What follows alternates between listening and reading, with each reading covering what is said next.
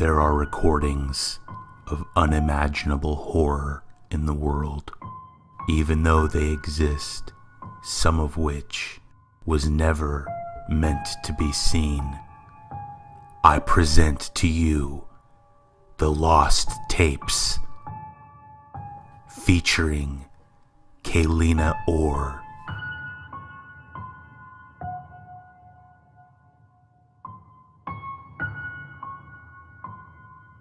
He had been intruding on abandoned houses for a few years now. He loved going inside these houses alone. He has never been afraid and can handle himself well. He drove out to his cousin Greg's house last week to drop off a Halloween costume he let him borrow, and on the way, he noticed an old abandoned house, one he had not seen before. From the street, the house was a couple hundred yards away, sitting by itself, barely visible because of the trees blocking it. It looked quite old.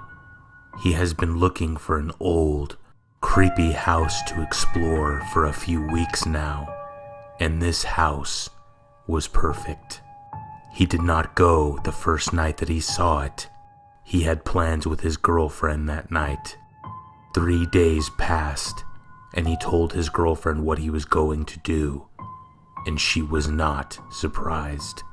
He drove out to the street the house was on and parked his car on the side of the road. He jumped over the wooden fence surrounding the field and began walking towards the house. As he got closer, he felt excited, as he always did. Exploring abandoned houses was quite the thrill, and he was addicted. He approached the house and noticed that the front door was boarded up, as were the windows beside it.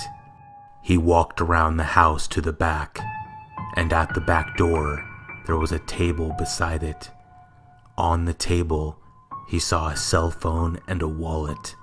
The phone was an old flip phone with a cracked screen, and the wallet was empty except for a business card to a diner which he recognized as one he had been to before and was not too far away. He moved his attention to the back door, which was slightly open. He made his way inside the house. The back of the house was dark and empty, which was a letdown. He walked through the dining room and into the kitchen. Old appliances had been left there and were covered in dust.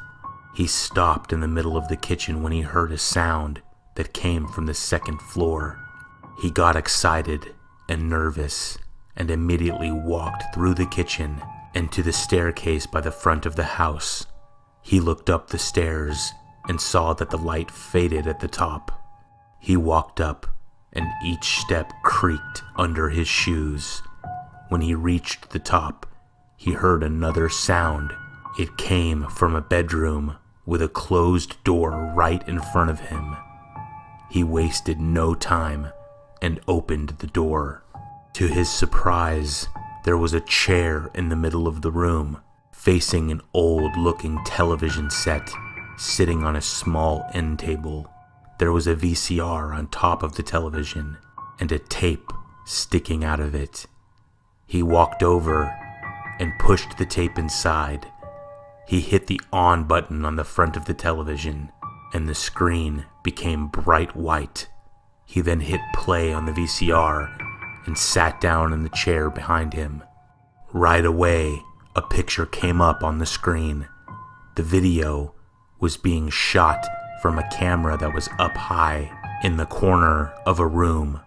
It showed a young man sitting in a chair facing a television that was sitting on an end table. The young man watched the screen, and then suddenly a person came out of the closet and began stabbing the young man repeatedly in the face and the chest. Then the video cut out. He slowly turned all the way around and looked to the corner of the room behind him. A camera hung on the wall. He then turned back around, and there was a person standing in front of him.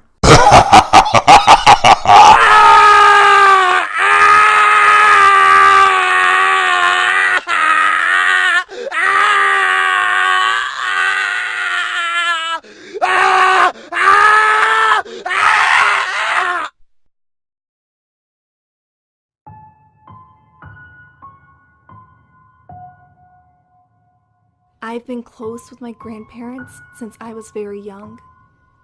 They used to babysit me when I got out of school in the 4th grade, and my grandpa had the best collection of movies. At that time, they were all in VHS format, and I would always sit in front of the TV in their basement and have a blast sorting through the collection. Movies have always been my thing, and I probably watched every single one of my grandpa's movies 3 times or more. Mixed in with the movies were home videos. Some of them had my parents and I on them. Some of them had my cousins. But one particular one had something else. A home video of something I don't think I was meant to see. It was a typical day, and after school I was down in the basement, and my grandparents knew what I was doing as usual and left me to do it. I found the VHS tape sitting by itself behind the VCR. I looked at it and noticed it was blank, with nothing written on it at all. I saw inside the tape, and also noticed that whoever was watching it last stopped it somewhere in the middle of the movie, or whatever it was. My curiosity was sparked, and I slipped it into the VCR. Immediately upon pressing play, on the screen, I saw a little boy sitting in the middle of a room. He had a look of exhaustion on his face, and his nose was bleeding. He did and said nothing, but whoever was holding the camera set it down on something in a way that the boy was still visible, and whoever it was walked partially into view. I could see their legs, and a rip on the back of the knee in their jeans as they walked up to the boy and stood in front of him. The boy began to cry softly, and then suddenly, the tall person began hitting the boy in the face over and over. I pressed stop on the VCR and sat there, completely dumbfounded and confused. It was difficult at that age for me to process and understand. I thought maybe it was just a scary movie that looked real, and I justified it as that. It was just way too scary for me, even though I normally loved watching horror movies. After sitting there for a while, I walked upstairs and sat on the sofa in the living room. My grandpa wasn't home, but my grandma was in the kitchen doing something. I just sat there and thought about what I'd seen, but never asked my grandma about it. I felt I might get in trouble because, as I said before, it felt like something I shouldn't have seen. My mom showed up at the usual time to pick me up a couple hours later, and after a while, I had stopped thinking about the tape. That day was a Friday, and sometime on the following Sunday, I was terrified at the realization that I had forgotten to eject the tape. The next day after school, my grandpa picked me up from school, and I was scared that he would say something about the tape. But he didn't. Maybe he didn't even know, I thought. When he got to their house, I acted normal and went down to the basement. I hit eject on the VCR, and nothing happened. I pushed open the plastic flap, and the tape was gone. I looked behind the VCR, and it wasn't there either. I checked in every movie case and behind everything and did not find it. My grandma walked by upstairs and shouted down to me, "What are you watching, Danny?" I scanned the movies in front of me and quickly shouted back, The Princess Bride." My grandma didn't reply, and I put the movie into the VCR and hit play. After a short time, I was engaged in the movie and was no longer thinking about the blank tape. My grandma walked downstairs and handed me a bowl of cookies and put a glass of milk on the end table next to me. When she turned around to do that, I glanced at her legs.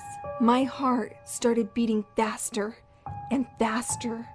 I saw the rip on the back of the knee in her jeans. She was the person in the tape. She walked back upstairs and I sat there in shock. I continued to go to their house after school for 3 more years, and I never saw the blank tape again.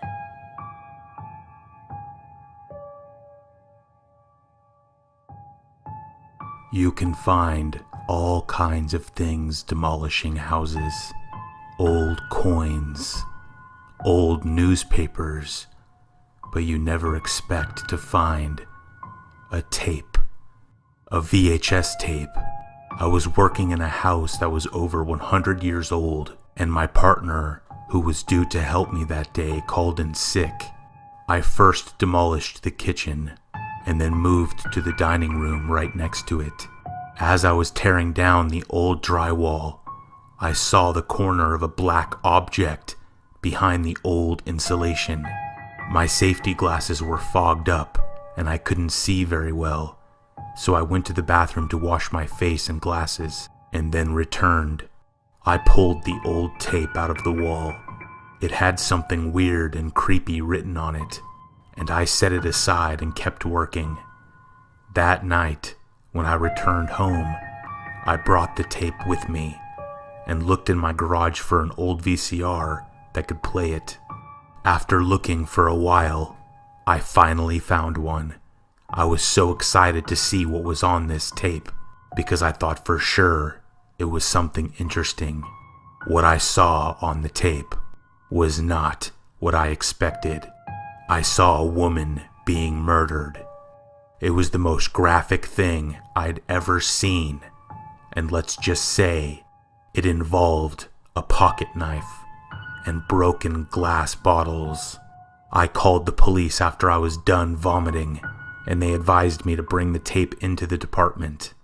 I did, and they took it, but not before I made a copy. The police didn't call me back until 2 weeks later and asked what house I found it in exactly and under what circumstances. I told them, and they never contacted me again. I held on to my copy for a few years and only watched it one more time before throwing it away.